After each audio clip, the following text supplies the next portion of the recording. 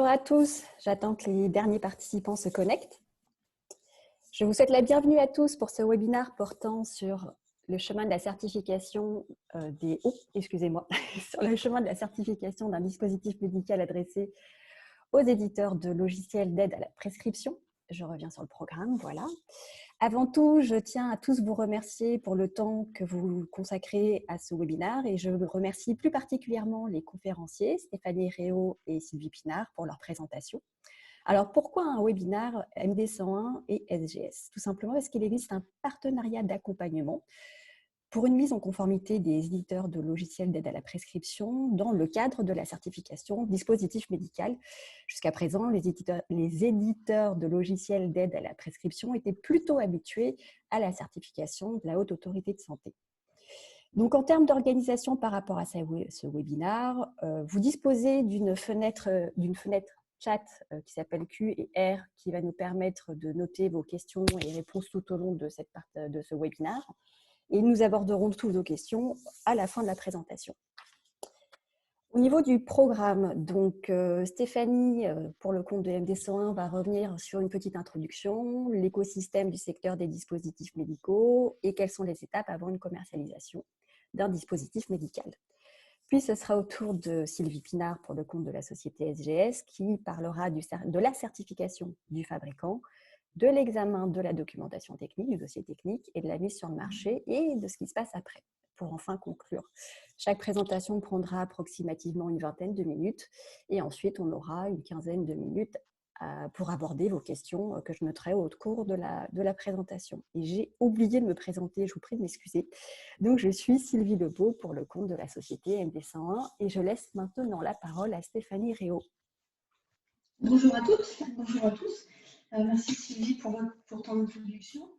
Et merci à chacun d'être présent derrière votre écran. Donc, je vais essayer pour ma part de vous présenter les conditions d'accès au marché des dispositifs médicaux.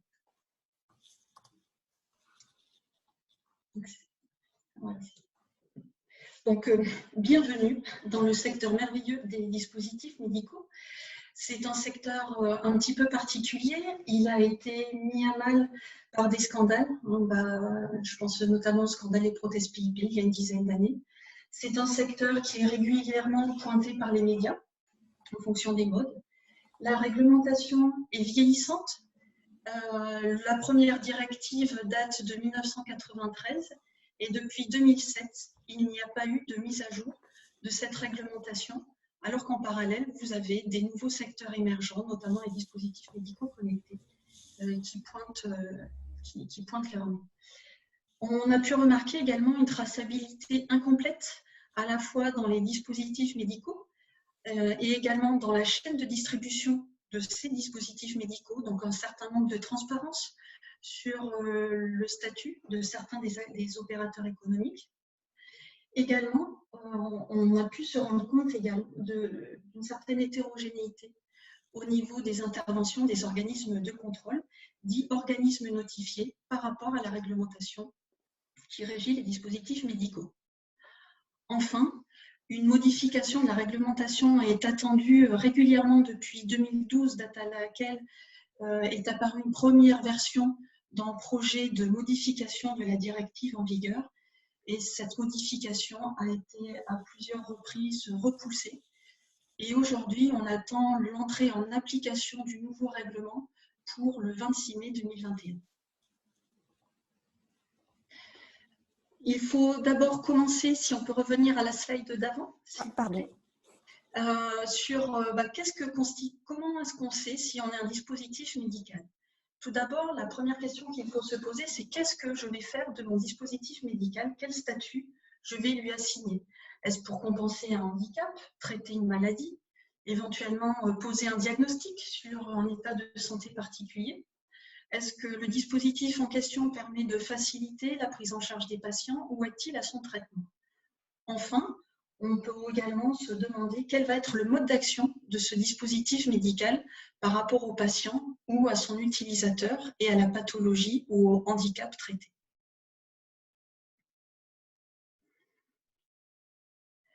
Un dispositif médical va être, une fois que le statut est avéré, C'est-à-dire que le statut va être confirmé déjà par la finalité évidente du dispositif médical, quelque chose qu'on ne peut nier, mais également son statut va être confirmé par ce que va venir revendiquer le fabricant. Une fois qu'on a franchi cette étape, il faut se poser la deuxième question, qui est de savoir quel est le risque que j'ai à utiliser ce dispositif médical. Donc la réglementation fournit plusieurs règles, 22 avec le nouveau règlement, pour savoir si vous faites plutôt partie des dispositifs à classe de risque faible, on parle de dispositifs de classe 1, ou si vous êtes plutôt dans une tranche de dispositifs à classe élevée. En Europe, il existe 4 tranches de classe de risque. Une fois que ces critères sont bien établis et justifiés, ce qui va être très important, et ça va être votre fil rouge tout au long de la constitution de votre dossier, il va falloir bien délimiter la finalité médicale, on parle d'intended use de votre dispositif, et non seulement l'identifier, mais également l'approuver. Et les preuves se manifestent par les preuves que vous aurez pu obtenir dans la vie réelle en utilisant vos dispositifs. Et la plupart du temps, ce sont des données cliniques qui vont venir confirmer l'efficacité de votre dispositif médical. Alors une spécificité des LAP qui fait que votre dispositif est bien dispositif médical ou pas. Il y a quelques années, une situation a vu se confronter d'une part Philips et le SNITEM, le syndicat des fabricants de dispositifs médicaux, à l'ANSM, car il y avait une divergence de point de vue sur le statut du dispositif en question. Philips avait décidé que ce dispositif finalement correspondait beaucoup plus à la définition d'un dispositif médical que celle d'un LAP. Suite à ça, il y a eu une modification dans l'interprétation de ce qu'était un LAP. Et il en résulte qu'un LAP, finalement, est un logiciel dont une des fonctionnalités permet l'exploitation de données propres à un sujet, à des fins notamment de détecter des contre-indications, des interactions médicamenteuses et ou des posologies excessives. Et en ce sens-là, ce dispositif constitue bien un dispositif médical, même s'il n'agit pas directement dans ou sur le corps humain. De ce fait, pour qu'un logiciel soit finalement qualifié d'EDM, il doit répondre à 2 conditions qui se cumulent. Son utilisation poursuit bien une finalité spécifiquement médicale, telle que définie par le fabricant, et qui doit être cohérente également avec la définition de ce qu'est un dispositif médical, définition que l'on retrouve dans la réglementation. D'autre part, on en conclut que l'action produite n'a pas forcément à être réalisée dans ou sur le corps humain. De ce fait, les LAP sont désormais qualifiés en tant qu'EDM, mais pas seulement les LAP, cela englobe aussi les logiciels et les applications mobiles de santé. Vous avez des informations directement sur la NSM si vous voulez un peu plus de détails sur ce sujet. Autrement dit, cet arrêt de la Cour de justice européenne précise qu'un logiciel qui effectue un recueil de données patients, qui va les exploiter, c'est-à-dire il va effectuer une donnée, il va effectuer une action sur les données entrantes. Il va les croiser, les analyser et les comparer à d'autres données. Dans le but spécifique d'en déduire ou de confirmer un traitement, un diagnostic ou la nécessité de réaliser une intervention médicale fait de ce logiciel un dispositif médical. Il doit donc être marqué CE conformément aux dispositions applicables.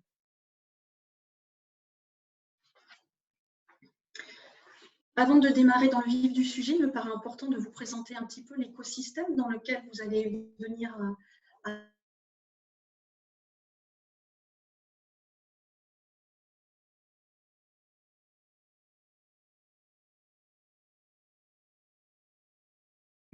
en tant que le fabricant ou son mandataire, quand le fabricant est situé en dehors de l'Union européenne, est donc soumis en fonction de la classe de son dispositif, à partir de la classe 2A, ça rentrait dans les détails, à une autorisation préalable. Cette autorisation préalable est délivrée en Europe par un organisme privé qui est dit un organisme notifié OOM.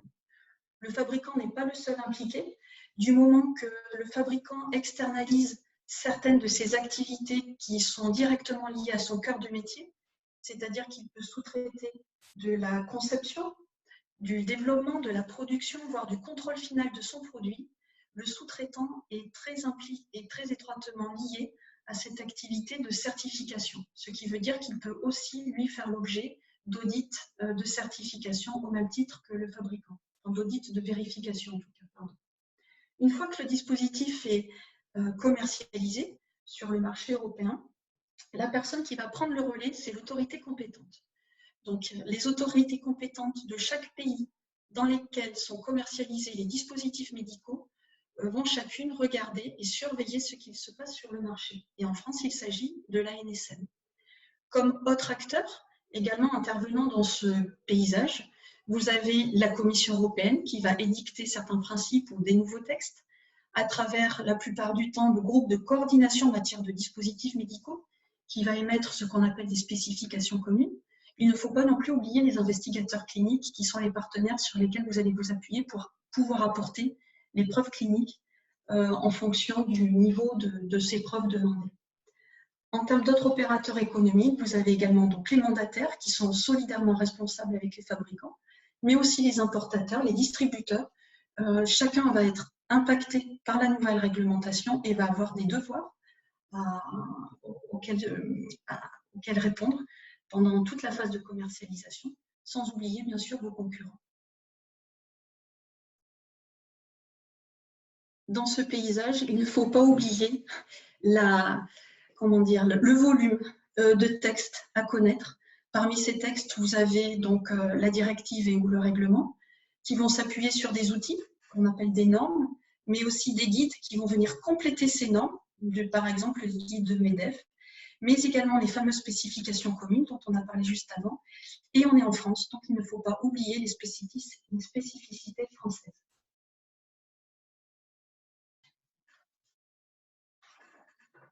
On va un peu regarder maintenant les étapes nécessaires pour commercialiser le dispositif. Si je reprends le principe d'avant, vous avez en amont, pour toute personne qui souhaite commercialiser un article au sein de l'Union européenne, dispositif médical ou autre type d'article, vous avez en première ligne un texte. Pour les dispositifs médicaux, il s'agit pour l'instant de la directive, bientôt supplantée par le règlement. Ce texte fondamental va édicter des règles et des principes, des objectifs à atteindre pour pouvoir commercialiser le produit en toute sécurité, tout en garantissant la performance, c'est-à-dire que le produit fait bien ce qu'il fait, il vous soigne, il vous guérit, il compense bien un handicap. Pour y parvenir, le texte ne rentre pas forcément dans les détails. Il donne la finalité, mais pas forcément le comment.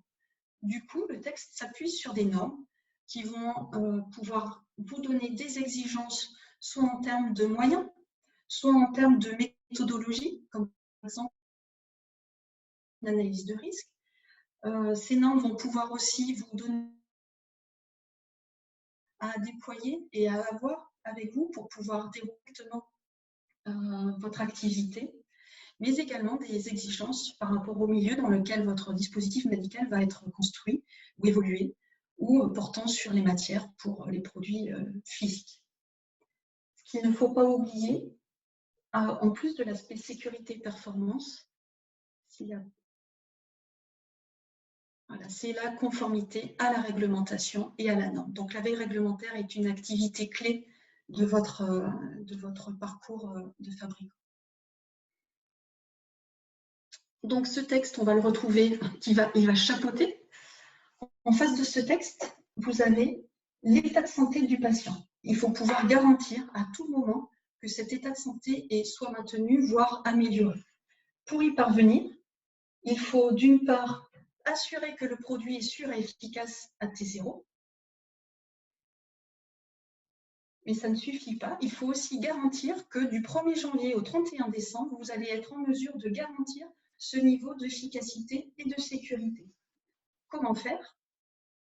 D'une part, l'organisme notifié va s'appuyer sur le dossier technique qui va donc représenter à l'instant T votre dispositif tel qu'il a été certifié, avec notamment des rapports de test qui auront été réalisés conformément aux normes en vigueur, les normes les plus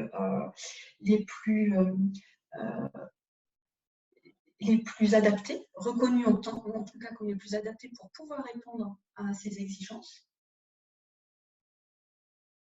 Et en parallèle, pour assurer que le produit est bien sûr et efficace tout au long du cycle de vie du produit, le fabricant va devoir instaurer un système qualité. Donc, d'où le terme d'assurance qualité du système. Et, ce sont ces 2 points que l'organisme notifié va venir vérifier. Donc, ce système qualité va vous permettre de garantir la répétabilité dans le temps, la répétabilité de ce niveau de sécurité et de performance obtenu. L'organisme notifié qui va intervenir va se baser donc à la fois sur le dossier technique, à la fois sur l'audit qu'il aura réalisé de votre organisation, et c'est bien la conjonction des deux qui va lui permettre de délivrer le certificat de marquage CE pour que vous puissiez à votre tour commercialiser le produit. Ce petit marquage CE, c'est l'équivalent des 2 petites lettres CE que vous allez retrouver apposées sur le dispositif et son emballage, précédées des 4 chiffres qui permettent d'identifier l'organisme notifié qui a délivré cette autorisation. Ce qu'il faut savoir avant de vous lancer ou découvrir ce nouveau monde, c'est avoir conscience de plusieurs choses. La première, c'est d'avoir conscience des délais que la commercialisation d'un dispositif médical nécessite. On va vous demander, dans un premier temps, de cumuler ces preuves de sécurité et de performance. Cela peut prendre plusieurs mois, voire plusieurs années, avant de pouvoir avoir des preuves tangibles. Un petit peu plus tard dans le temps, vous allez devoir trouver un organisme notifié compétent. Ce qui devient un petit peu difficile aujourd'hui, c'est vraiment en eux, dans ce chemin, car les organismes notifiés eux-mêmes, eux aussi, tout comme vous, vont devoir être certifiés comme étant aptes à répondre aux exigences du nouveau règlement. Puis, un audit de la société de votre système qualité est prévu. Madame Pinard détaillera le principe de ce point-là. Et on demande de plus à ce que les sociétés qui veulent se faire certifier aient du vécu. Il faut pouvoir donner confiance à votre auditeur sur la volonté de vous impliquer et de déployer un tel système. Plus ou moins en parallèle, il ne faut pas donc oublier de faire vérifier le dossier technique de votre produit. Aujourd'hui, cette étape se produit de moins en moins en parallèle. Il y a d'abord un audit de la société, puis un examen de la revue du dossier technique.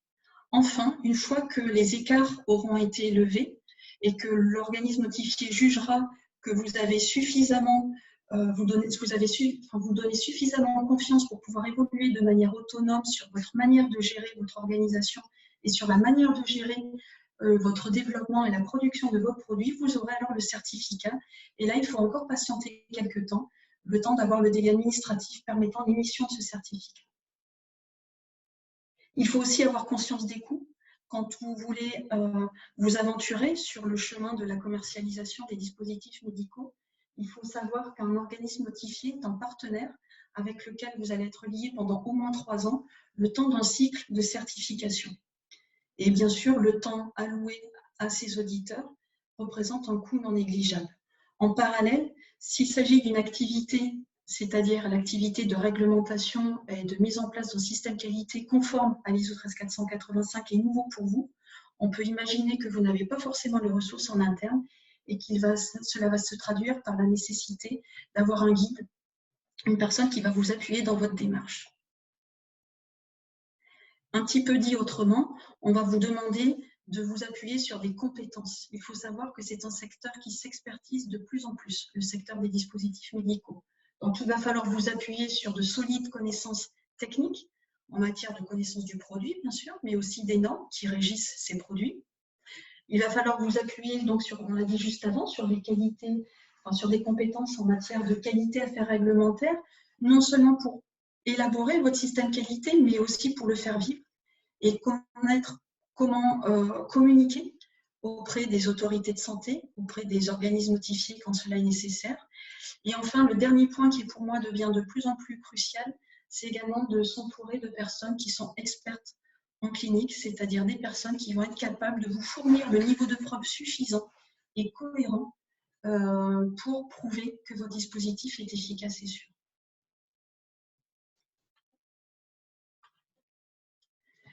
Je vais aller un peu rapidement sur le cycle de certification du système qualité, mais ce qu'il faut savoir, sans trop rentrer dans les détails, c'est que quand vous êtes certifié, cette certification va impacter l'ensemble des services de votre organisation, la direction, Les ressources humaines, il va falloir assurer un certain niveau de compétences. Vous allez devoir vous auto-surveiller à travers des indicateurs, des audits internes. Vous allez devoir maîtriser votre production et toute modification impactant votre conception et développement. Contractualiser les relations que vous avez à l'extérieur, tout en développant régulièrement une approche proportionnée aux risques encourus, aux risques liés à la sécurité, à l'efficacité de vos dispositifs médicaux, mais aussi à votre bonne conformité en termes de normes et de réglementations. Et ensuite, évidemment, toutes ces activités-là, pour les pérenniser, les capitaliser et les homogénéiser, vous allez devoir les documenter. Au niveau du dossier technique, le dossier qui va prendre en photo, si on peut dire, votre produit, il y a plusieurs sections. Ce que l'organisme notifié va regarder, c'est d'une part comment vous présentez le dispositif médical, d'où l'important d'être cohérent avec sa destination, son intended use. Vous allez devoir transmettre et collecter un certain nombre d'informations. L'étiquette, la notice, ce sont des documents d'accompagnement qui sont cruciaux pour la bonne utilisation de votre appareil. Vont être également passées en revue les informations de conception et de fabrication. Donc finalement, tous vos tests, les tests que vous aurez réalisés au niveau des logiciels, les spécifications, les cahiers des charges. Une partie est dédiée à la réponse aux exigences de sécurité et de performance qui sont présentes dans chacune des réglementations, qu'il s'agisse de la directive ou du nouveau règlement.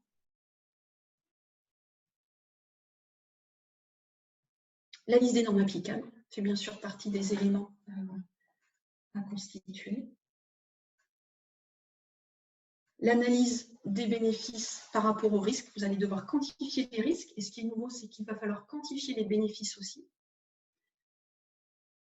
Bénéfices que vous aurez récoltés pendant les études cliniques. Vous allez devoir collecter les preuves de données précliniques et cliniques en situation réelle. Vous allez devoir planifier ce qui se passe sur le marché. Donc, vous allez avoir une partie un peu plus variable dans votre dossier technique qui va être mise à jour régulièrement en fonction de la classe de votre produit. Donc, cela fonctionne en tandem. D'une part, vous avez un plan et d'autre part, en fonction de ce plan, vous allez émettre des rapports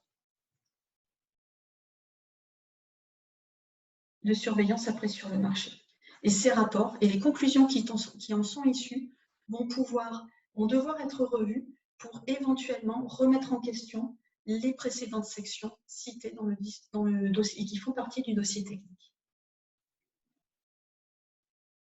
Donc, vous allez rentrer dans une boucle d'amélioration également au niveau de votre produit et une boucle d'amélioration permanente.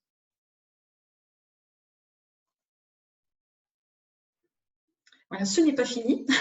Une fois que la mise sur le marché est obtenue, on vous demande bien sûr de garantir ce niveau de sécurité et de performance. Donc, ces activités sont cycliques. Quand vous avez un certificat ISO 13485, il est valable pendant 3 ans, évidemment, si tout se déroule bien.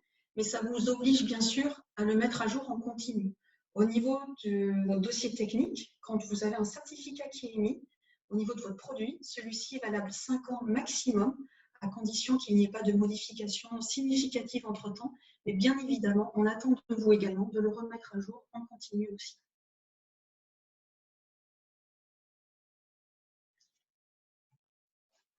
Donc, pour conclure sur cette partie-là, il faut s'armer de patience, vraiment, c'est important. Alors, et bien sûr, j'ai conscience qu'il faut pouvoir avoir le luxe d'être patient. Il faut pouvoir cumuler ces preuves d'amélioration, ces preuves cliniques vis-à-vis des utilisateurs et des patients. On l'a dit, il faut pouvoir faire vivre le système qualité pour donner confiance, être sûr qu'il est bien adapté à votre manière de fonctionner. Et ça veut dire aussi qu'il faut accepter de se projeter dans une organisation qui n'existe pas encore, notamment au niveau de la distribution des responsabilités en interne. Il faut aussi accepter de s'entourer pour tout ce qui requiert de l'expertise, notamment pour surveiller les changements réglementaires. Ça, c'est très important. Les réglementaires a une place clé. Pouvoir transmettre des preuves de développement des preuves que le développement de votre dispositif médical s'est fait de manière correcte et en conformité par rapport à la réglementation indue et qui permettent de garantir que votre dispositif fait bien ce qu'il doit faire. Je vous remercie et je vais laisser la parole à Madame Pinard. Oui, merci Stéphanie. Bonjour à tous, bonjour à toutes. Merci pour votre présence à ce webinaire. Donc, nous allons commencer par la partie de contexte réglementaire. Donc, avec l'arrivée du règlement 2017-745 de l'Union européenne, le cadre réglementaire tend maintenant vers un durcissement. En effet, les fabricants doivent faire la démonstration de leur maîtrise de risque tout au long du cycle de vie du dispositif médical. Donc, pour un logiciel, le cycle de vie débute à l'analyse des données qui peuvent provenir de vos clients, de votre ingénierie, de vos commerciaux suite à une observation du marché. Bref, plusieurs sources sont possibles et ce cycle de vie se termine lorsque votre dispositif médical est obsolète du fait d'une nouvelle version par exemple ou d'un arrêt total de fabrication, de commercialisation de votre logiciel. Dans ce cas, on se pose la question, que se passe-t-il chez vos clients? Que deviennent les logiciels qui ont été installés? Donc, le cycle de vie couvre également les activités de distribution, d'installation, de formation, de maintenance et de toute autre activité de service. Donc, la certification ISO 13485, c'est un engagement dans une certification. Ça nécessite de mobiliser des équipes autour d'un projet commun visant à optimiser l'organisation. Donc, c'est une démonstration volontaire de la conformité réglementaire. C'est ensuite la concrétisation de la démarche qualité que vous avez mis en œuvre pour le secteur des dispositifs médicaux. De plus, c'est une reconnaissance internationale pour les acteurs de ce secteur. Donc, tous les acteurs peuvent se faire certifier, que vous soyez fabricant, mandataire, importateur, distributeur, sous-traitant ou prestataire de services. Cette certification, c'est une preuve de votre aptitude à fournir un dispositif médical qui soit conforme aux exigences de vos clients et aux exigences réglementaires applicables. C'est un gage de maîtrise de vos processus, de maîtrise des risques liés à votre activité, de maîtrise de la traçabilité de vos produits. Cette certification, elle est livrée à l'issue d'un audit. C'est une certification qui est exigeante et qui est reconnue, qui donne confiance à vos clients et qui contribue à la pérennité de votre activité via une démarche structurante.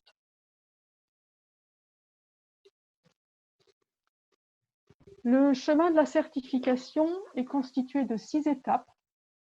Donc l'offre, la planification, l'audit initial, le traitement des écarts suite à cet audit, ensuite la décision de certification et le maintien de cette certification via des audits de surveillance, puis un audit de renouvellement. On va maintenant détailler la partie offre. Donc SGS vous transmet un questionnaire permettant de définir la structure organisationnelle de votre entreprise. Donc, l'objectif est de communiquer à SGS différents types d'informations, telles que des organigrammes, des plaquettes commerciales, l'adresse du site Internet, tous ces éléments permettant d'avoir une vision précise de l'organisation et des produits ou services que vous réalisez. Donc, à partir de ces éléments, le service commercial vérifie que l'entreprise ne fait pas l'objet d'un conflit d'intérêts particulier vis-à-vis d'SGS qui pourrait empêcher SGS de vous certifier. On établit également une offre adaptée à la taille, à la structure et à la complexité de votre entreprise. Quand on parle de taille d'entreprise, c'est le nombre de salariés qui sont affectés à l'activité du dispositif médical. Vous pourriez très bien être éditeur de logiciels, de différents types de logiciels, et uniquement faire 20% de vos logiciels dédiés à des dispositifs médicaux. Donc dans ce cas-là, il faut rationaliser et nous préciser combien de personnes travaillent sur l'activité des logiciels liés aux dispositifs médicaux. Quand on parle de structure, c'est qu'on veut savoir s'il y a des filiales, on veut connaître le nombre de sites qui sont concernés et est-ce qu'il y a des activités externalisées. Dernier point sur la complexité, on va vous questionner sur le détail de vos activités. Est-ce que vous avez de la sous-traitance, des distributeurs, des prestataires de services? Tous ces éléments vont nous permettre de calculer une durée d'audit qui est liée à une norme, donc c'est un document pardon, qui est l'IAF MD9 en version 2017. Donc il n'y a donc pas d'offre type, chaque entreprise est un cas particulier. Une fois que l'offre de certification complète est retournée à SGS avec la documentation nécessaire signée, on attaque le processus de planification.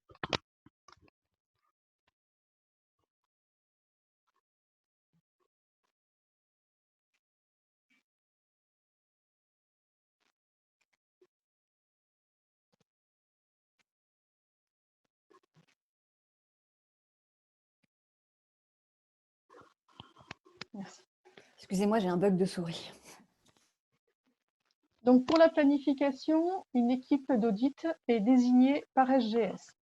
Donc, selon la taille et la complexité de l'entreprise à auditer, l'équipe d'audit peut être constituée d'un ou plusieurs membres compétents dans le domaine d'activité ou technique de l'entreprise. C'est-à-dire qu'on peut faire appel à des experts techniques en plus des auditeurs, suivant la complexité. Le service administratif de SGS contacte l'entreprise afin de convenir ensuite de la date de l'audit, puis lui communique la composition de l'équipe d'audit. Cette équipe doit être acceptée par le client. Vous avez le droit de récuser une équipe d'audit ou certains membres de l'équipe, mais évidemment, il faut avoir une argumentation pour cela. Pour la partie audit initiale, donc votre première certification, on a deux étapes. On va voir la première qui s'appelle simplement étape 1. Donc, elle se déroule à l'occasion de cet audit initial. Elle permet aux responsables d'audit de s'assurer que le système de management a un niveau suffisant pour être audité en vue d'une certification. Donc, à cette occasion, l'auditeur passe en revue différents éléments, tels que le domaine d'application et les éventuelles exclusions par rapport à la norme, l'existence d'une politique qualité, d'objectifs, d'indicateurs qui sont suivis. On vérifie également la pratique de l'audit interne, la tenue d'une ou plusieurs revues de direction et également l'existence de règles de gestion documentaire. Donc, cette première phase d'audit peut se dérouler sur site ou hors site. Lors de cet audit, si l'on constate des manquements graves que l'on va appeler des constats critiques, l'auditeur demande un report de l'audit de certification. Donc, c'est l'étape, la deuxième phase qu'on verra tout à l'heure. SGS ne souhaite pas engager un client dans cette démarche de certification si déjà cette première étape a été évaluée comme critique. Donc, il faut d'abord solutionner tous les problèmes qui ont été soulevés, tous les constats, dans les 6 mois qui suivent cet audit étape 1 avant de pouvoir avancer vers l'étape 2. Si on n'arrive pas à le solutionner dans les 6 mois, on devra refaire un audit étape 1. On va regarder maintenant la partie étape 2. Donc, c'est un deuxième audit. Donc, un plan d'audit est transmis à l'entreprise au plus tard 1 mois avant la date d'audit. Ce plan contient les sujets audités, les interlocuteurs et les tranches horaires qui ont été définies. Le jour J, l'audit commence par une réunion d'ouverture dans laquelle il y a une présentation mutuelle des intervenants. On va rappeler les objectifs de l'audit. On va relire le domaine d'application, on va vérifier le périmètre, on va présenter la méthodologie d'audit et on va vérifier une dernière fois que tout le monde est d'accord sur le plan d'audit. Il n'y a pas eu de changement de dernière minute. Ensuite, l'audit en lui-même est basé sur des entretiens avec les différents acteurs du système, des observations visuelles, la consultation de documents, d'enregistrements, comme par exemple les étapes de validation, de mails. On va regarder les éléments qui constituent votre système de management à la qualité, mais également des éléments qui sont contenus dans votre dossier technique. L'auditeur, en fait, durant ces journées d'audit, recherche des preuves de conformité. Donc l'audit se termine ensuite par une réunion de clôture au cours de laquelle l'auditeur présente ses conclusions et les éventuelles non-conformités relevées au cours de l'audit. Donc ces non-conformités font l'objet d'une discussion avec le représentant de la direction. Les fiches de non-conformité sont transmises ensuite à l'entreprise. Nous verrons juste après le type d'écart et comment réaliser le traitement. Donc cette deuxième phase d'audit permet d'évaluer la conformité des systèmes certifiables.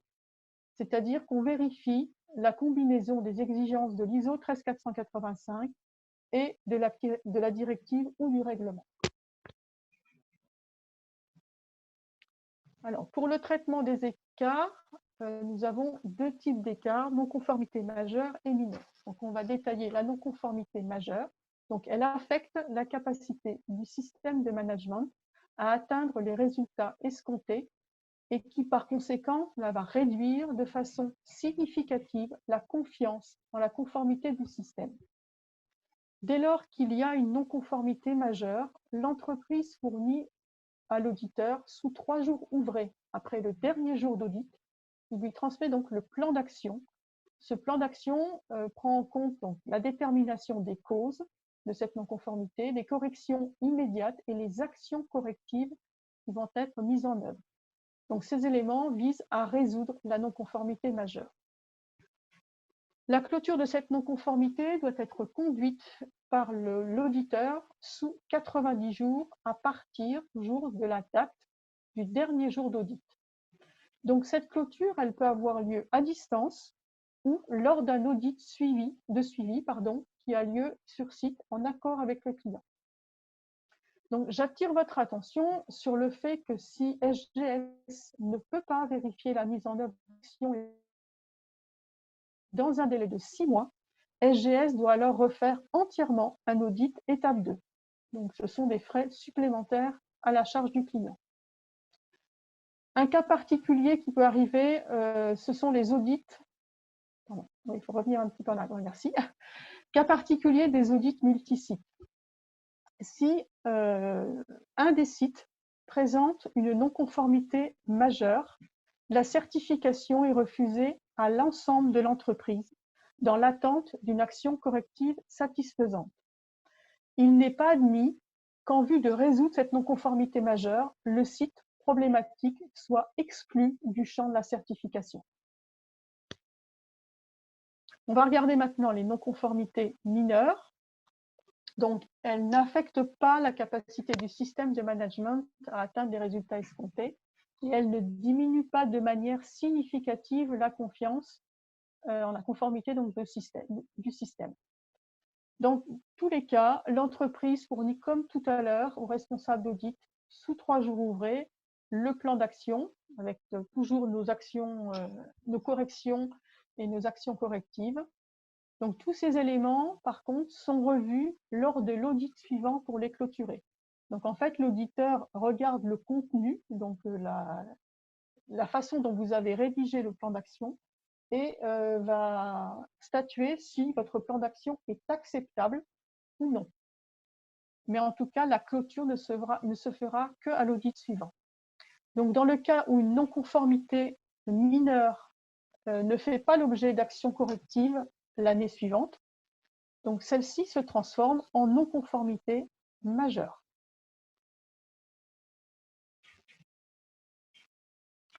On a également deux types d'audits supplémentaires, deux types d'audits, pardon. Donc l'audit complémentaire et l'audit supplémentaire. Donc l'audit complémentaire est demandé par l'auditeur dans plusieurs cas. Le premier, c'est lorsqu'il y a un trop grand nombre de non-conformités majeures, c'est-à-dire que là, l'auditeur a un doute important sur la conformité et sur la continuité des activités de l'entreprise. Et deuxième cas, c'est si l'auditeur constate une augmentation significative de l'effectif. On a vu tout à l'heure que lors du questionnaire, on vous demande le nombre de salariés qui sont affectés à l'activité liée aux dispositifs médicaux. Si vous annoncez un chiffre et lors de cet audit, l'auditeur constate que ça ne correspond pas du tout à ce qu'il voit sur le terrain, il peut demander un audit complémentaire. Autre cas, l'audit supplémentaire, donc toujours demandé par l'auditeur. Il a lieu lorsqu'un grand nombre de non-conformités mineures sont détectées. On demande cet audit afin de s'assurer que les actions sont correctement mises en œuvre, que le système demeure efficace. C'est-à-dire qu'en effet, elles sont mineures. Par contre, vu le nombre, ça veut dire que vous devez engager beaucoup d'actions. Et on veut juste s'assurer qu'en effet, vous avez les ressources, que vous avez mis les moyens nécessaires pour traiter tous ces sujets avant l'année suivante, comme on a vu tout à l'heure, que si les non-conformités majeures ne pouvaient pas être clôturées, elles deviennent majeures. Donc cet audit supplémentaire n'est pas suspensif, mais il doit se dérouler dans les 6 mois qui suivent le dernier jour d'audit.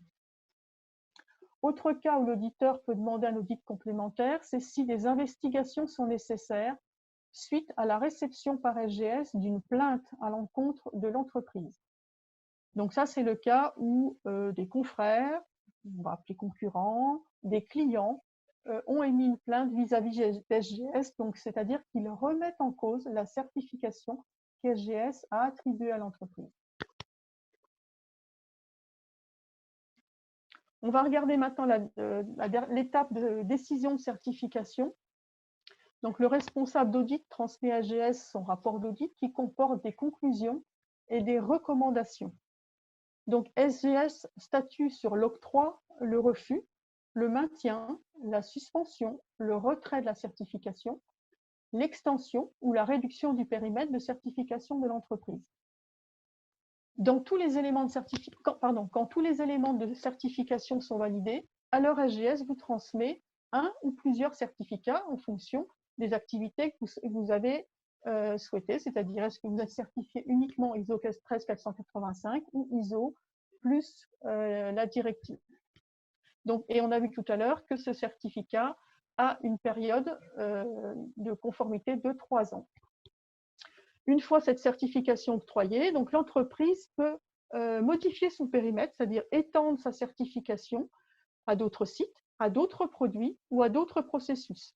Et dans ce cas-là, l'entreprise remplit alors un nouveau questionnaire permettant d'identifier le périmètre d'extension. Et on réalise un avenant au contrat initial. On va regarder maintenant une représentation chronologique des étapes où l'on retrouve l'audit initial, donc la première année, puis les 2 audits de surveillance, les années N+1, N+2, avant d'atteindre l'audit de renouvellement, la 3e année. Et cet audit de renouvellement va permettre la réédition d'un certificat. On va rentrer dans le détail de l'audit de surveillance. Donc, il est effectué une fois par année civile. Donc, lors de cet audit, le responsable prend en compte les évolutions de l'entreprise dans son système de management.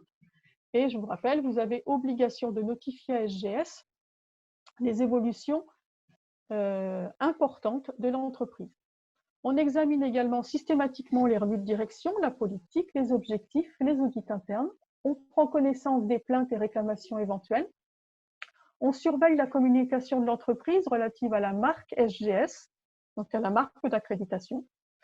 On regarde également les éléments du dossier technique, comme à chaque audit. Les règles de traitement des écarts sont toujours les mêmes, on est toujours sur des non-conformités mineures ou majeures. Donc SGS n'audite pas la totalité des activités de l'entreprise, c'est un audit qui est donc plus court lorsqu'on est en audit de surveillance. L'audit de renouvellement, donc, qui est nécessaire pour l'émission d'un nouveau certificat. Donc, pour assurer la continuité de certification, la décision de renouvellement doit être prise avant la fin de validité du certificat. Donc, pour cela, il faut donc planifier l'audit au moins 3 mois avant l'échéance du certificat. Il faut également donc mettre en œuvre les corrections et actions correctives des non-conformités majeures avant l'échéance du certificat. Parce qu'on a vu que tout à l'heure, si ce n'était pas atteint, il y avait donc suspension de certificat. On vérifie au niveau des SGS également donc, que ces corrections et ces actions correctives sont efficaces. Donc, c'est-à-dire qu'on va clôturer tous les éléments et garantir la conformité de l'organisme par rapport à toutes les exigences réglementaires. Donc, en résumé, vous aurez compris que tout doit être mis en œuvre pour obtenir cette certification et surtout ensuite pour la maintenir. Donc, c'est un projet d'entreprise qu'il faut donc structurer. Cela passe par l'engagement de la direction, la mobilisation des équipes, la maîtrise des risques de votre activité et dernier point et pas des moindres, il faut être dans une démarche d'amélioration continue pour garder ce précieux sésame. Je vous remercie. Merci à vous deux pour ces présentations très intéressantes. Je vous propose maintenant de passer aux questions et réponses qui ont été posées au cours des présentations par les participants. Je me permets avant tout de mettre cette petite présentation sur les formations proposées par RSGS et MD101. Je suis désolée, il y a un petit zéro qui s'est incrusté à la fin. Et également le formulaire de contact pour SGS et l'adresse générique de contact pour MD101. Je me permets donc de préciser que MD101 fait de l'accompagnement pour les éditeurs de logiciels et pour tout fabricant de dispositifs médicaux. Et SGS, donc étant organisme notifié, Madame Pinard ne pourra pas avoir ce rôle de conseil. Donc c'est la raison pour laquelle certaines questions ne pourront pas être discutées avec Madame Pinard s'il s'agit de conseil. Voilà, je préfère préciser pour que tout le monde soit bien au fait de cet échange. Alors, la première question que j'ai reçue, elle est à propos justement du fait de marquer ou non un LAP. Dans le cas où le LAP fait uniquement du recueil de données des patients et utilise un logiciel tiers comme le Vidal, ayant le marquage CE pour réaliser l'analyse des données et propose un traitement ou autre, le LAP est-il lui-même considéré comme un dispositif médical ? Bonne question. Merci de l'avoir posée. Voilà. C'est toujours. Alors, voilà, quel que soit. Enfin, ce genre de questions, c'est toujours très délicat en quelques secondes, même quelques minutes, d'y répondre de manière sûre. Tout dépend de l'action quand même. C'est juste, si je puis dire, un passe-plat. Ou est-ce que ce logiciel rattaché à un dispositif médical va quand même avoir des actions complémentaires? Voilà, il y a plusieurs choses qui me viennent en tête en même temps. Donc cet aspect-là, l'action réelle de ce dispositif dans la chaîne de communication des informations. Également le fait que parfois pour fonctionner, un dispositif médical va s'appuyer sur ce qu'on appelle un accessoire. Et pour pouvoir achever sa fonction, le dispositif médical en question a besoin impérativement de cet accessoire. Et si tel est le cas, cet accessoire devient à son tour et considéré comme un dispositif médical. Par contre, il sera classé indépendamment du dispositif médical auquel il se rapporte. Enfin, voilà, dans les grandes lignes, hein, parce qu'après, il faut rentrer dans le détail des règles. Donc, je vous avoue que c'est y répondre comme ça, malheureusement, je ne vais pas m'y aventurer. Je peux essayer d'y répondre un peu plus dans le détail, mais en prenant vraiment le temps d'analyser ce que fait le dispositif. Alors quand même, pour aider dans ce genre de questions, l'ANSM a mis à détailler, on a donné le lien tout à l'heure en introduction, à détailler des cas de figure très précis qui font que dans certains cas, le dispositif en question est bien un dispositif médical et dans d'autres cas, il ne l'est pas, en fonction des 3 principes qui ont été présentés en introduction. Donc, n'hésitez pas déjà à aller consulter cette page qui, je trouve, a le mérite d'être assez concrète. Et puis sinon, on pourra approfondir la question. Mais voilà, honnêtement, ça ne serait pas très sérieux de ma part de pouvoir statuer rapidement dessus sans autre information. Alors, question suivante. Quelle classe donner au LAP? Théoriquement, on peut aller d'une classe 2A à 3, mais dans les faits, qu'a-t-il été recommandé et par qui?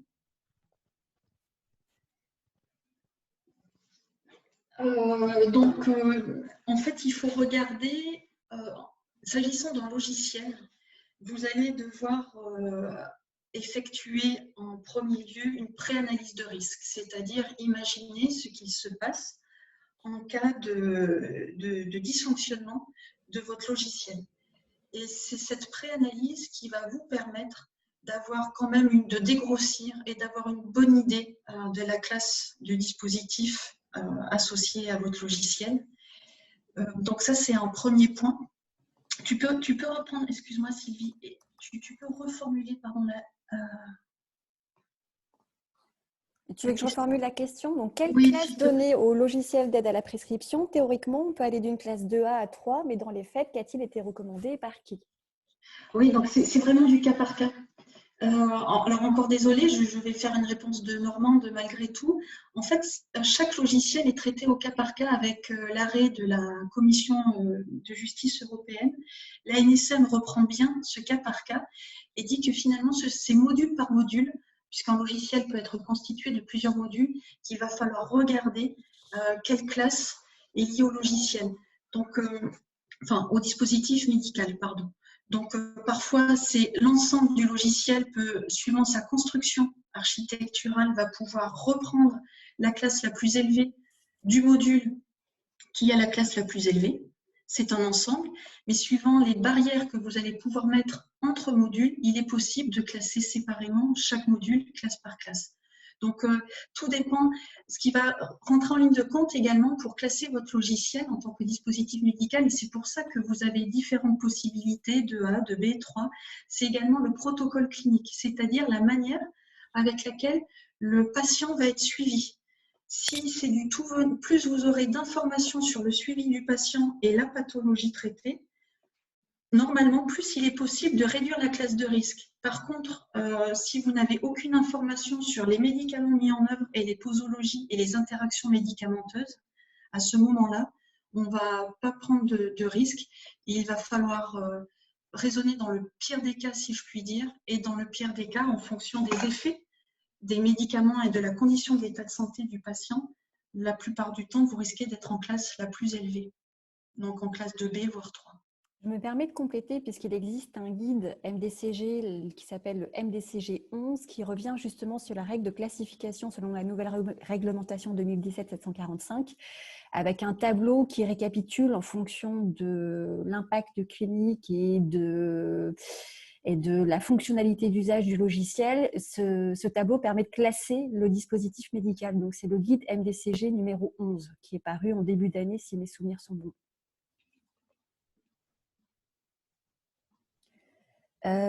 Question suivante, donc, que j'ai reçue par mail, excusez-moi, je ne l'ai pas reçue par QNR.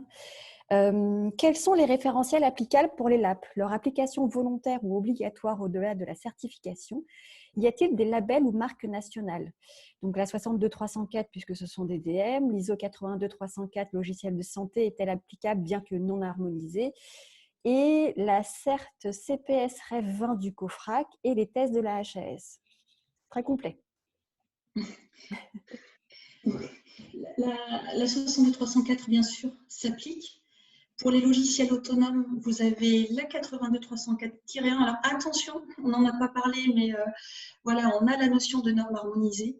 C'est-à-dire la norme harmonisée, c'est un petit peu la norme la plus reconnue, a priori la plus appropriée. On est bien conforme à la finalité de la réglementation en vigueur. On va dire que c'est un petit peu une fille légitime, si je puis dire. Et les normes harmonisées n'ont pas été reconnues comme étant le meilleur moyen.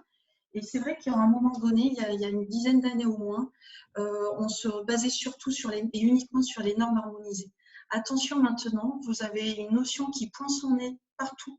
C'est la notion d'état de l'art. Donc, vous n'êtes pas censé ignorer toute norme qui pourrait venir compléter ou être encore plus adaptée à votre contexte. Du coup, vous ne pouvez pas ignorer l'existence de la 82304 et je conseille très très vivement de l'appliquer aussi car elle vous permet de compléter l'approche donnée par la 62304 en la matière, notamment au niveau de votre cycle de vie du logiciel et ça permet de bien cadrer ces étapes de développement au sein tout au long de votre projet de déploiement et de modification logicielle. Donc, il faut vraiment utiliser les deux. Et alors, pour le dernier point, je vous avoue que je maîtrise moins le référentiel qui est cité. Le CERT, COFRAC et, excuse-moi, je n'ai pas retenu. Et bien sûr, les tests de la HAS. Donc, ce n'est pas la première question sur ce sujet. Donc, quid de la certification de la HAS? Je crois qu'on est dans une zone grise aujourd'hui, c'est-à-dire que le référentiel de la HAS a été modifié. En juillet, il me semble. Donc, je crois qu'il faut encore patienter quelques mois pour avoir le nouveau référentiel, me semble-t-il. Alors, j'ai eu plusieurs fois la question, donc j'ai oublié de le dire au démarrage du webinaire. Oui, vous aurez un enregistrement du webinaire qui vous permettra d'avoir accès aux présentations. Excusez-moi, c'est de ma faute, j'aurais dû le préciser au démarrage. Autre question. Excusez-moi. Voilà. Donc, un complément de la question de tout à l'heure, un lab propose sur une base de données médicamenteuse, mais certains médicaments peuvent conduire à la mort du patient si mal prescrits ou dispensés. Donc, ça fait partie de l'analyse de risque, sujet que l'on a abordé pour justement décider de la classification du logiciel d'aide à la prescription.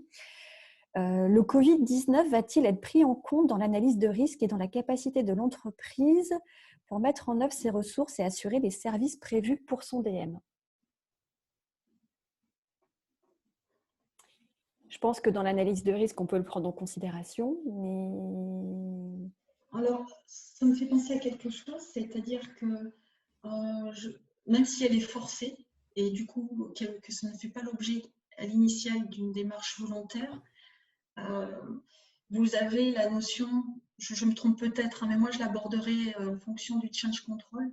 C'est-à-dire le change control, c'est comment on accompagne et on maîtrise toute modification qui peut impacter votre système qualité. Et donc toutes les activités également liées très étroitement au développement de votre produit. Et dans ces cas-là, on peut pas, voilà, on peut normalement, mais je n'ai pas le point de vue je ne suis pas légitime par rapport à un organisme notifié, mais on ne pourrait pas entendre que parce que vous êtes peut-être en sous-charge, il pourrait y avoir, si je puis dire, de la sous-qualité. Ce n'est pas entendable. Le principe d'un système qualité, c'est d'être pérenne, de capitaliser les informations, de les tracer pour pouvoir prendre le relais en cas de départ soudain, par exemple, de certaines personnes au sein de la société. Donc, je ne peux pas, moi, me prononcer pour le point de vue d'un organisme notifié, mais normalement, un des principes d'un système qualité, c'est d'être pérenne et d'anticiper des modifications, même parfois imprévues, et de prévoir un système de fonctionnement, par exemple, en proposant des suppléants pour certains postes clés, en augmentant la polyvalence des personnes. Donc, je ne pense pas que ce soit quelque chose ça ne peut pas faire l'objet d'un argument recevable, à mon avis. Même si je comprends tout à fait la situation, bien sûr. On est tout à fait d'accord du point de vue des SGS. Voilà, on est dans la même situation. Donc, on a de notre côté, nous monter une analyse de risque en fait par rapport à ça, où on prend en compte tous les cas de grève, de terrorisme, d'épidémie, de catastrophes naturelles pour savoir donc comment on fait les relais, quels sont nos suppléants. Donc, il faut faire la même chose en fait dans les activités de l'entreprise. En effet, sinon, malheureusement, ce n'est pas recevable. Merci. Je complète la question toujours sur la classification de l'analyse et du risque. Peut-on indiquer dans notre intended use que le praticien, donc le prescripteur, reste responsable et donc se décharger du risque?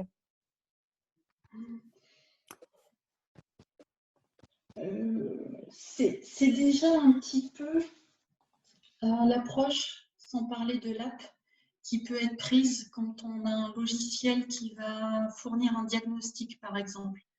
C'est-à-dire qu'au final, la décision est quand même prise par un médecin sur la base des informations que remonte et que met en évidence le logiciel.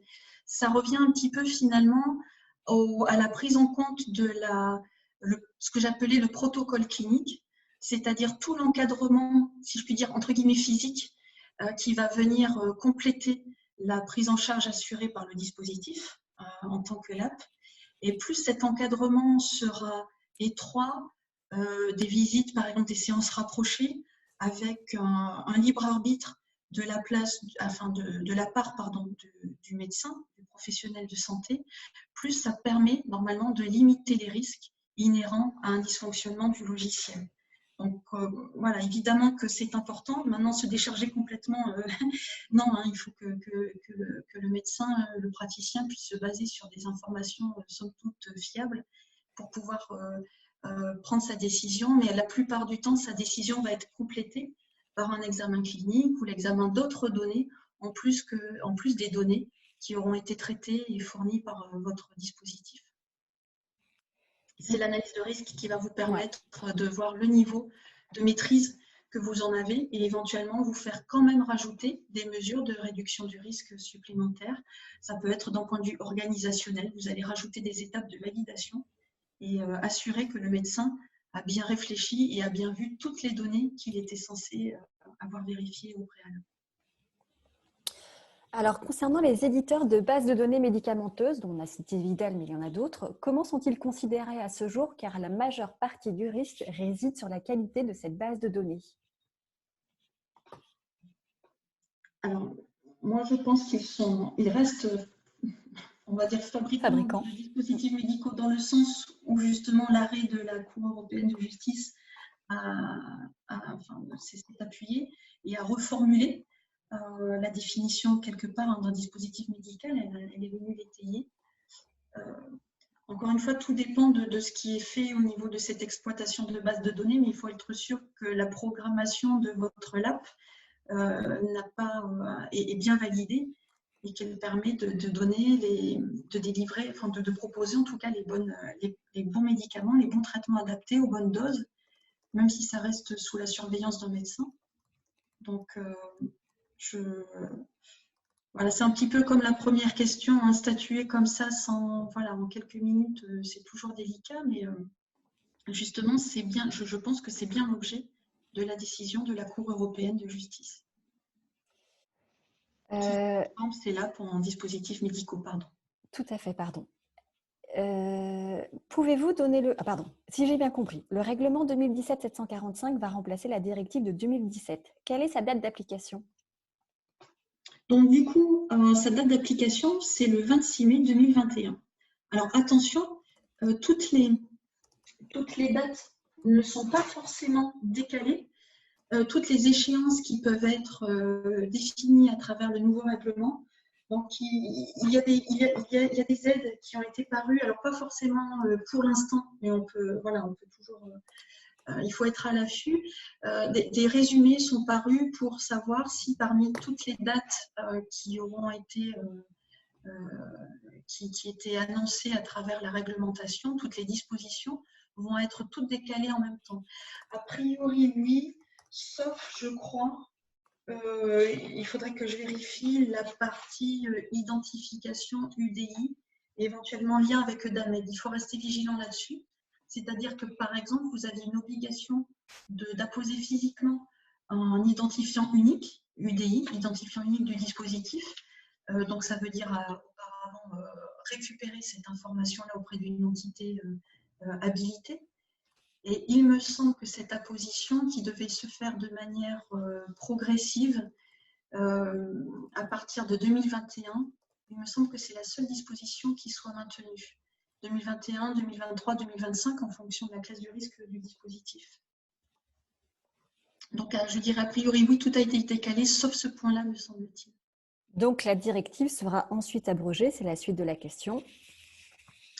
À partir du... Alors, abrogée, c'est-à-dire ce ne sera plus le texte de référence à partir du 26 mai 2021, mais attention, ce n'est pas parce que vous avez des dispositifs médicaux qui auront été certifiés sous cette directive que vous n'aurez plus le droit de les vendre ou de les distribuer. Il va falloir ensuite vous reposer sur la date de validité du certificat qui aura été émis par l'organisme notifié. Donc, si vous avez un certificat qui est encore valable 1 an après le 26 mai 2021, évidemment, vous allez encore avoir le droit de commercialiser votre produit à condition de ne pas effectuer de changement dit substantiel sur votre dispositif médical. Pour savoir si votre dispositif, enfin votre changement est substantiel ou pas, il y a une guidance qui est parue en début d'année. Je ne me souviens plus de sa numérotation exacte, un guide émis par le groupe de coordination en matière de dispositifs médicaux et qui vous permet justement il y a un arbre de décision est présenté et vous permet de vérifier si votre changement, celui que vous avez l'intention d'apporter sur vos dispositifs médicaux, vous permet de rester, de le faire sans forcément repasser par une revue du dossier technique, ce qui du coup vous forcerait par ricochet à être conforme non plus à la directive, mais au nouveau règlement. Je me permets de compléter, Stéphanie, c'est le guide MDCG numéro 3 sur les modifications substantielles pendant cette période de transition. Entre Merci la beaucoup. 93-42, non mais pas de souci. Oula, il y a beaucoup de questions qui viennent de tomber d'un coup. L'ANSM recommande, alors c'est une rumeur sur le fait que l'ANSM recommande une classe 2A, mais rien n'est écrit sur le sujet. Un LAP a un rôle clair et non ambigu et plusieurs éditeurs se mettent sur le marché. De fait, je suis dubitatif que plusieurs fabricants éditeurs puissent avoir des classes différentes pour leur LAP. C'est une petite remarque. SGS est un organisme notifié au sens du règlement? On n'est pas encore organisme notifié par rapport au règlement, on l'est sur la directive uniquement. On n'a pas été notifié sur le règlement à ce jour. Ok. Et donc, enfin, la démarche est en cours, mais pas encore notifiée. Ce n'est pas encore officialisé, on va dire. On n'est pas encore notifié selon le règlement. Pas encore notifié selon le règlement. Et une question, où peut-on trouver les nouvelles directives précisant que c'est un dispositif médical? Alors, directive. Ce qu'est, pardon, je n'ai pas compris la question. Où peut-on trouver les nouvelles directives précisant ce qu'est un dispositif médical? Excusez-moi, je n'ai pas lu dans le bon sens. Alors, c'est un petit peu je suis un petit peu. Alors, le terme directive, je ne sais pas si derrière on parle de texte, hein, finalement. Donc, Le texte ce qui réglementaire. permet, oui, je pense à ça également. Donc, ce qui permet les définitions de ce qu'est un dispositif médical, vous allez le retrouver que ce soit dans la directive actuelle 9342 CE ou dans le règlement 2017-745. Donc, cela fait partie des toutes premières définitions qui sont disponibles après quelques articles, après l'introduction qui rappelle un petit peu les obligations, le contexte qui fait que, quel est le contexte du texte qu'on a sous les yeux, hein, donc la directive ou le règlement. Et vous avez le texte exact, sachant qu'il a été étoffé, sa définition a été étoffée avec l'apparition du nouveau règlement. Ça, c'est le premier point. Et dans le cas particulier des LAP, vu que le nouveau règlement, son premier draft, il est rentré en vigueur en tout cas en mai 2017, il n'y avait pas eu l'arrêt de la Cour de justice européenne avant, il n'avait pas encore été rendu. Et du coup, pour compléter votre vision, encore une fois, n'hésitez pas à vous rendre sur le site de l'ANSM grâce au lien qui a été inséré dans cette présentation et vous pourrez ainsi compléter votre approche de définition de ce qu'est un dispositif médical. Alors, ce qu'il faudrait retenir, si je peux dire, c'est avant tout que le dispositif médical a un effet physique par rapport à un médicament, par exemple, donc un effet plutôt mécanique, sachant que dans le cas des LAP, c'est pour ça que la Cour européenne de justice a bien insisté là-dessus. Il n'est pas nécessaire, dans le cas des logiciels, d'avoir une action directe sur ou dans le corps humain, dans ce cas précis, pour être classifié comme dispositif médical.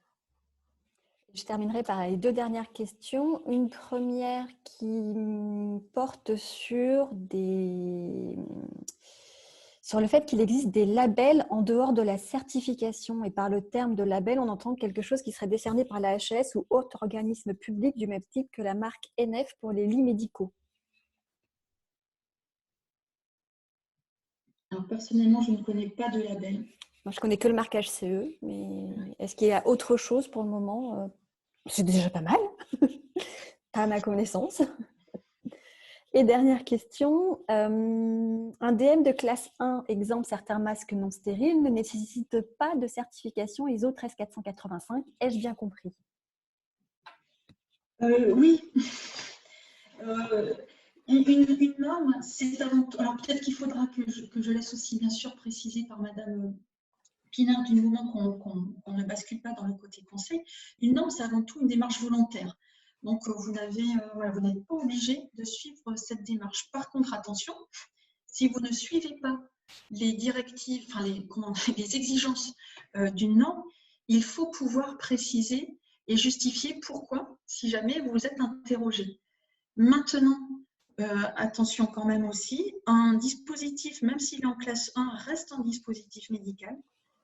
Je pense que c'est vraiment un positionnement partagé par les organismes de santé et par l'autorité de santé en France, l'ANSM. Donc, vous devez regarder la réglementation et la réglementation vous impose quand même un certain nombre d'exigences à observer et à déployer au sein de votre organisation. Donc, vous n'êtes pas obligé d'avoir une reconnaissance officielle de votre système qualité. Après, ça a un certain coût, c'est vrai. Maintenant, ça vous permet, rien ne vous empêche à l'inverse de l'être quand même, ce qui permettra de donner confiance à vos interlocuteurs, à vos clients, vu que c'est un tiers qui est venu vous auditer, à vous certifier.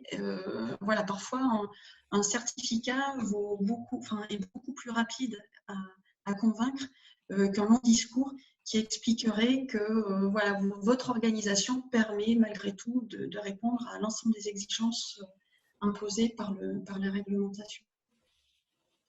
Voilà, j'ai conscience que c'est un coût supplémentaire, mais ça peut aussi se défendre et éventuellement être un gage de qualité supplémentaire vis-à-vis des établissements de santé, par exemple, qui peuvent vous solliciter. C'est une dernière question qui est plus pour Madame Pinard. Donc, pouvez-vous nous dire si SGS certifie toujours les labs selon le référentiel AHS? Malheureusement, je ne sais pas répondre à cette question. Ah, pardon. Non, c'est pas la même activité. C'est pas lié dans ce cas-là aux dispositifs médicaux, puisque c'est lié au logiciel. Donc, c'est une autre division. Donc là, je ne sais pas répondre. Désolée. Très bien.